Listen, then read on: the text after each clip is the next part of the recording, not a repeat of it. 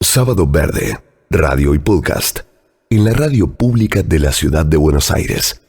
La semana pasada empezamos a hablar con Eduardo Cerdá y se nos hizo escaso el tiempo por todo lo que tenía para contarnos, para explicarnos acerca de cómo producimos en el país. Hoy es el director nacional de agroecología. La semana pasada nos decía, miren, en las universidades, en términos generales, en la mayoría, esto no está en la currícula, es a la pasada. A la pasada se enseñan estas cosas. Y además hablamos de producción la semana pasada. Estamos obsesionados con producir cantidad y no calidad. Habría que revisar eso. Finalmente, sobre el volumen de agroquímicos que estamos usando. Escuchen, esto fue un fragmento de lo que hablamos el sábado pasado sobre eso. En los años 90 usábamos 38 millones de litros de agroquímicos. La superficie del país no se duplicó, pero supongamos que se haya duplicado. Quiere decir que de 40 millones de litros tendríamos que estar usando 80 millones de litros. Si estos fueran remedios, ¿uno qué espera de un remedio? Lo uso, me curo y dejo de usarlos. Ahora, si en vez de 80 estuvieras usando 150 millones, ¿qué sensación te da?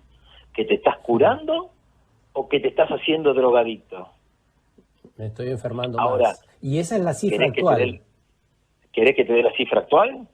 Por favor. Este modelo químico transgénico pasó de 38 millones de litros o kilos de agroquímicos a 500 millones. La pelota. No hay posibilidad que nuestro ecosistema pueda metabolizar 500 millones de litros por año. Por lo tanto, lo tenemos en el aire, en el agua, en los suelos, en los alimentos. Convivimos todo el tiempo.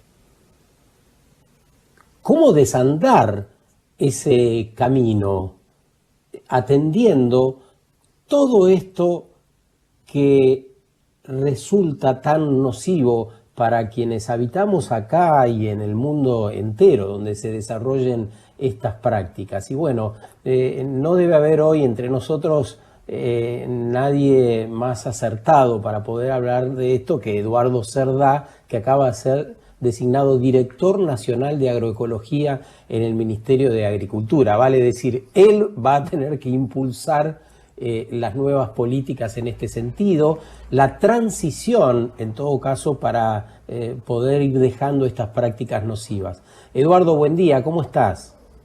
¿Qué tal? Buen día, un gusto. Bueno, para nosotros también había quedado el compromiso de completar la conversación y aquí estamos, se ha cumplido el acuerdo de todas las partes. ¿Por dónde empezar? Nos parece a nosotros que el arranque, después de todo tu diagnóstico que fuimos desarrollando a lo largo del programa con diferentes fragmentos, la idea es mirar para adelante y pensar cómo lo haremos. Bueno, nosotros charlamos el sábado, justo el lunes se aprobó la nueva estructura del Ministerio de Agricultura, Ganadería y Pesca, donde está incluida una Dirección Nacional de Agroecología y de las cuales, por ahora, bueno, desde hace bastante me habían invitado a ser el director, pero todavía estamos a algunos días para firmar el cargo, ¿no?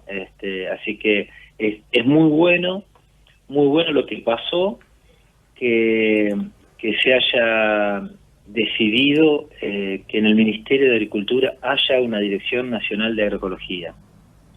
Esto es importante porque visibiliza que hay otras formas de hacer agricultura, y creo que agroecología es un poco el término que abarca muchas formas de hacer agricultura, pero que no dependen de tanto del uso de agroquímicos para producir, sino que entienden que para producir es necesario tener un suelo en buen estado, con salud, vivo, lo mismo que los cultivos, los animales, sin estrés, con buen trato, y que eso nos brinde alimentos de mejor calidad, alimentos que nos vivifiquen, que nos den bienestar, que nos ayuden a pensar y de alguna manera también que nos independicen para tomar nuevas decisiones.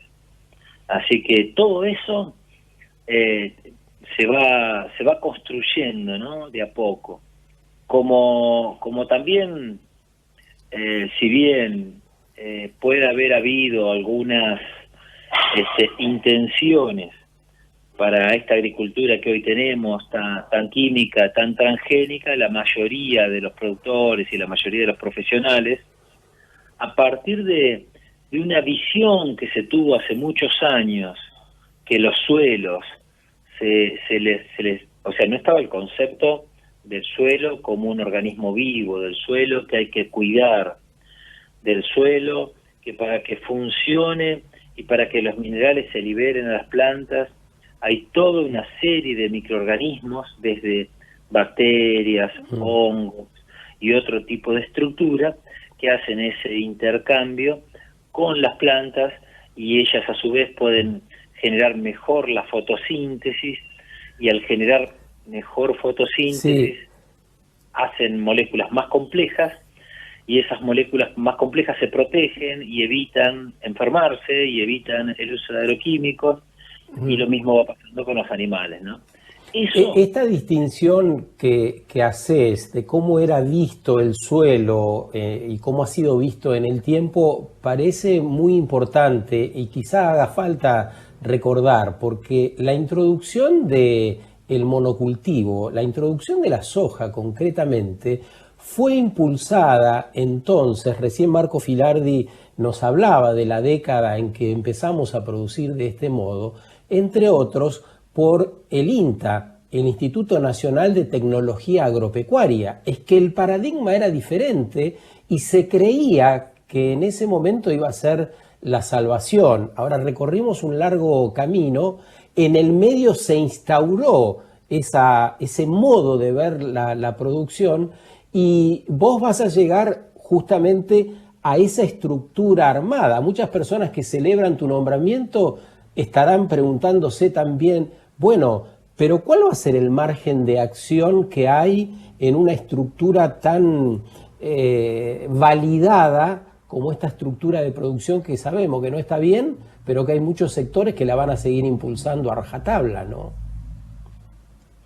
Y es complejo porque el sistema se va evolucionando en un sentido, y ahora, después de 25 años, como se puede ver fácilmente, como lo ha hecho varias universidades, de medir que tenemos agroquímicos por todos lados. Eso era difícil verlo hace 25 años atrás. Sin embargo, nosotros en los años 98, 99, 2000, lo escribimos en el primer libro que salió de agroecología, con el titular de la cátedra de agroecología, el ingeniero Santiago Sarandón, hoy presidente de la Sociedad Argentina de Agroecología. Ahí escribíamos y lo discutíamos con los colegas en ese año, y en Tres Arroyos decíamos que de seguir así los costos se iban a cuadruplicar, y que no siempre el rendimiento iba a acompañar ese aumento de costos. Y pasó, y está escrito, por el que si alguien lo quiere ver, hacer una hectárea de trigo en los años 90 costaba $100. Habían pasado 10 años y costaba $200. Ahora, el rendimiento en ese momento estaba entre 2.500 y 3.000 kilos. Entonces, si ahora te salía 100 y después pasó a 200 en 10 años, vos tendrías que estar en 6.000 kilos. Y ahí decíamos que de seguir así, utilizando la tecnología de ese modo, en el 2015 íbamos a estar en $300. Llegó el 2015 y estábamos en $400. Quiere decir que el productor, asumiendo esta tecnología, tenía que gastar 4 veces más, y hoy vos mirás los rendimientos desde el 90 hasta ahora, y los últimos, como ser 5 años, ha llegado a 4.000 kilos. O sea que sumó un 50% más, cuando que el costo subió un 400% más. Esto pasó en todos los cultivos, que aumentó mucho más el costo que los rendimientos. Y eso hizo que en estos 25 años se perdiera el 40% de los productores en manos de empresas capitalizadas que tienen mucho más recursos para asumir lo que tiene que ver con insumos, y pueden asumir esa producción. En cambio, el productor, Eduardo, y la otra que ha pasado y que se lo ve muy claramente en todo el país, que al mirar el productor, bueno, ¿qué cultivo me deja mayor margen? Entonces yo hago ese para salvarme. Cuando vos empezás a mirar los cultivos por el margen, no te das cuenta que hay veces que hay cultivos que no tienen el mejor margen, pero que tienen servicios para todo tu sistema. O sea, si un cultivo te aporta fertilidad y te evita que las plantas se enfermen, por lo tanto te evita el uso de fungicidas y te evita esa distribución, esa diversidad, esa variación de cultivos, te evita las plagas, también te está evitando los insecticidas. Y si son cultivos recuperadores de fertilidad, te evitan los fertilizantes, porque esa es la primer cuestión.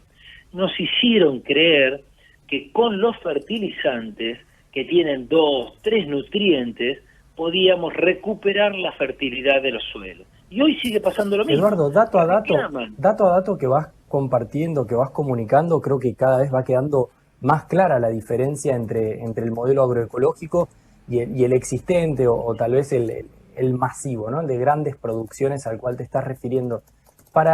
¿Qué tal, Cruz? Te saluda, me presento.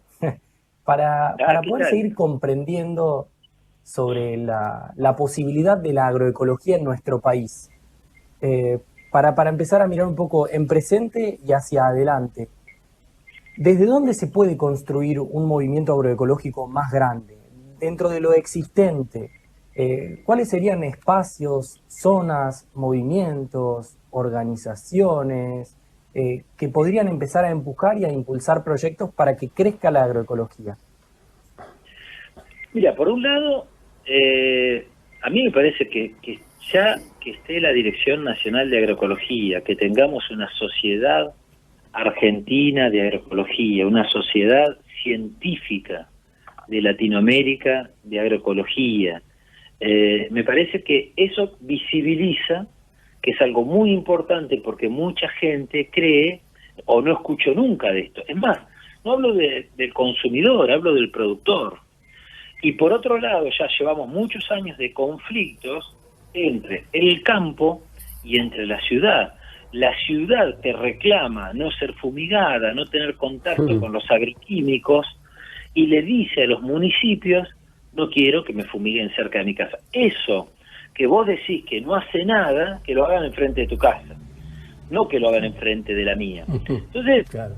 Y el productor dice: ¿de qué me están tratando? Yo estoy usando lo legalmente permitido. Y entonces le dice: mirá, estará muy permitido, pero acá hay montones de gente con cáncer, hay montones de gente con diabetes, hay un montón de gente con problemas.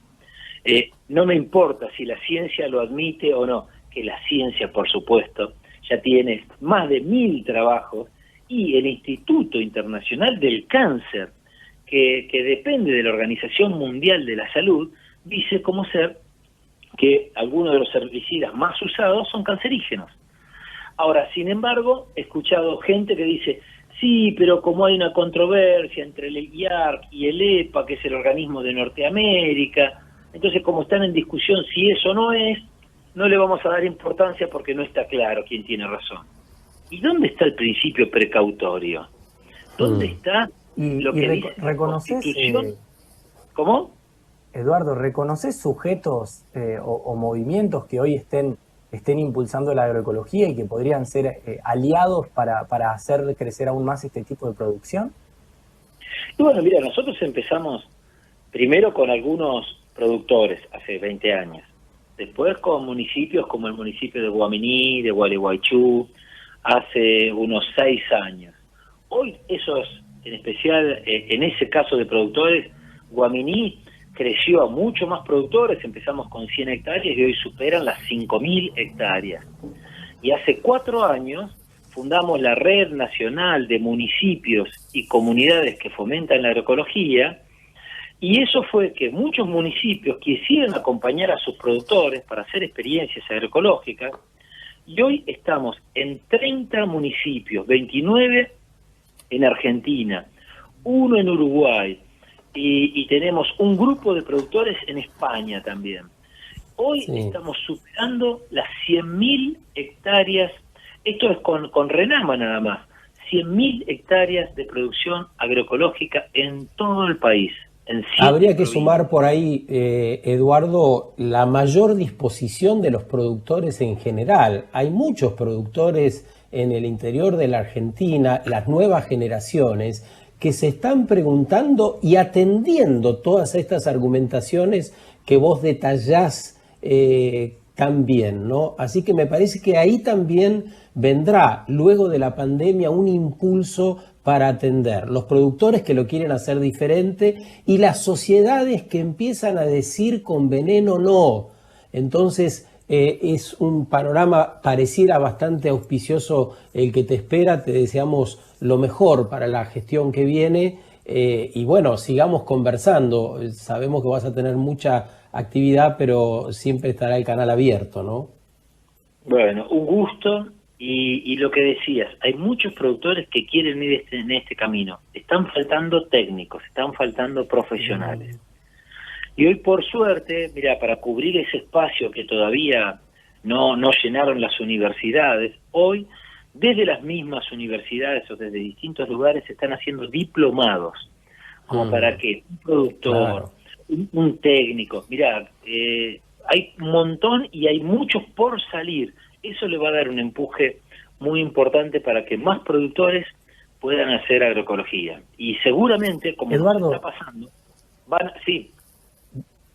De final, queríamos preguntarte también si es posible la agroecología como una alternativa para las zonas, por ejemplo, donde se lleva a cabo la megaminería. Siempre se habla en el plano de denuncia de traer una propuesta concreta como modelo alternativo. ¿La agroecología puede ser practicable en zonas que tienen otro tipo de identidad e historia con el extractivismo? Y creo que todas las regiones hay que repensarlas. No puede estar este concepto de tengo San Juan y es para vino, porque una superficie muy grande de un solo cultivo nos mete de nuevo en el monocultivo, nos mete en la problemática.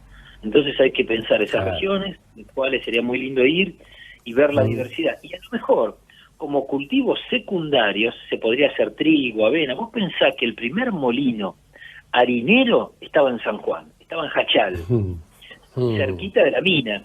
Y hoy, como se concibe que el trigo hay que hacerlo de tal manera, poniendo esos $300, $400, ¿qué pasa? Vos decís, no puedo producir solo en los lugares donde rinde muy bien.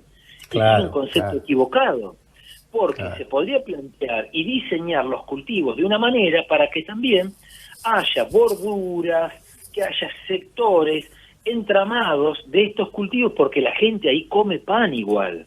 Y podemos volver a tener molinos, podemos volver a tener una vaquita para que nos dé leche, pero lo más importante es para que nos dé bosta, y con esa bosta generar suelos en esas chacritas que nos permitan salir de la dependencia de un fertilizante que no da fertilidad, sino que nos da problemas. Todo esto hay que construirlo. Gracias, Eduardo. Mucho por hacer, efectivamente. Buena gestión. Sigamos en contacto. Un abrazo grande. Muchas gracias. Te agradezco mucho por tu calidez, te agradezco por tu interés que siempre lo has tenido, y me parece que una de las cosas más importantes es comunicar para pensarnos distintos. Y vos que llegás mucho en la ciudad, también para que el consumidor se acerque a los lugares donde está más próximo un productor y que a lo mejor puede visitar su quinta, ver de dónde vienen los alimentos, o cuando hace turismo, recorrer esos lugares y que le cuenten que ahí lo están haciendo en forma agroecológica. Así que te agradezco mucho. Hecho el compromiso para seguir haciéndolo entonces. Que tengas un buen fin de semana. Sábado Verde, radio y podcast, en la radio pública de la ciudad de Buenos Aires.